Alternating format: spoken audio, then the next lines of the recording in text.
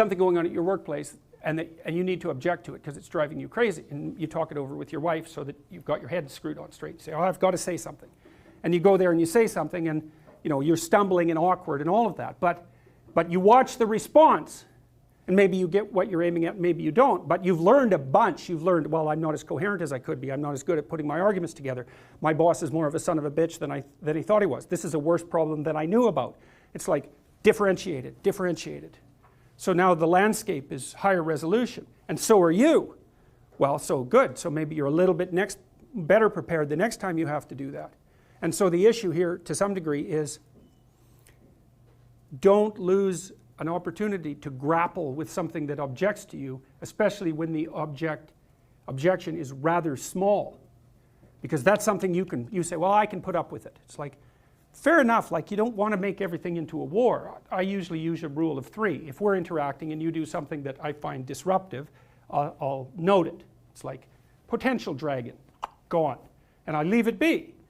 And then if you do it again, I think, oh yeah, that probably wasn't merely situational, but I'll leave it be because that's still not enough evidence. But if you do it a third time, then I'll say, hey, I just noticed this. And you'll say, no, that didn't happen. And I'll say, yeah, not only did it happen, but it happened here and it happened here, and I'm not making this up. So there's something going on here, like I'm not ignoring it, and we can get to the bottom of it. And then they'll come up with a bunch of objections about why that isn't necessary, and you push those aside, and they'll come up with a few more objections, and they'll push those aside, and then usually they'll get mad or burst into tears, and if you push that aside, then you get to have a conversation.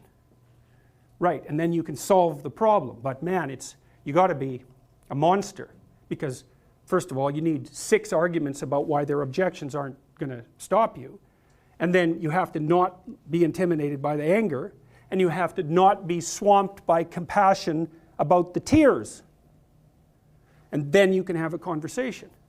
And people don't do that. They won't do that, and so they don't solve the problems, and so then the problems accrue, right? And if they accrue over 15 years of a relationship, then they end up fat, ugly, and in divorce court.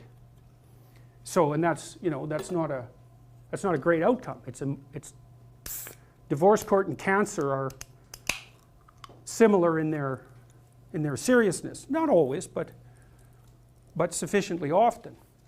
So when that error emerges, it's a glimmering.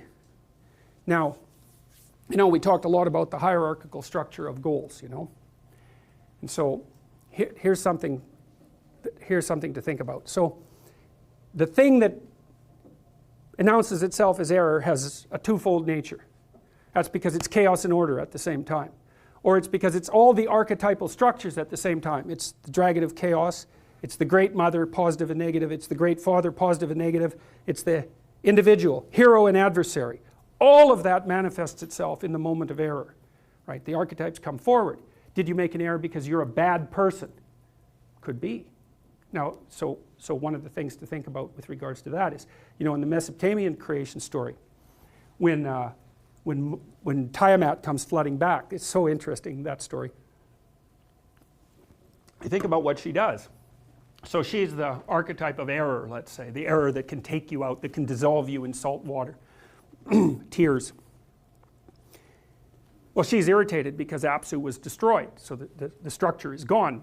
Carelessness has destroyed the structure. Up comes Tiamat. She's not happy. What does she do?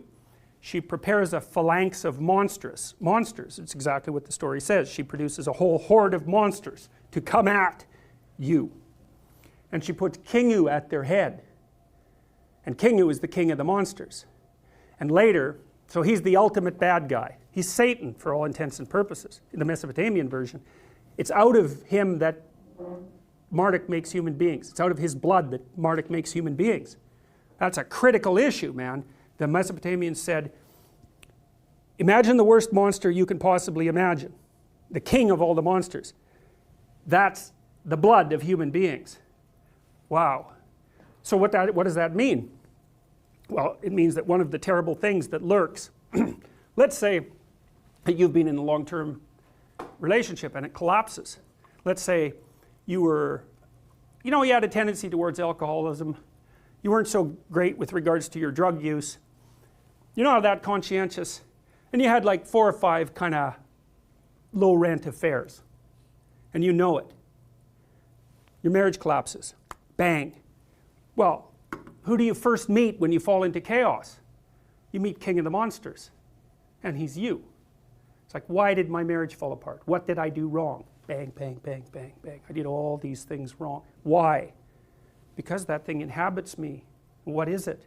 Well, that's the most horrifying question, right? Well, that's why. So down there in the archetypal space, all these things lurk. The hero and the adversary. Well, you've just met the adversary, right? Well, maybe you were a tyrant. That's certainly possible. Maybe everything around you was chaotic. So what do you encounter when things fall apart? You encounter the adversary, you encounter the tyrant, you encounter the catastrophe of nature, and you encounter the dragon of the chaos. And they're all intermingled. You have to sort that out.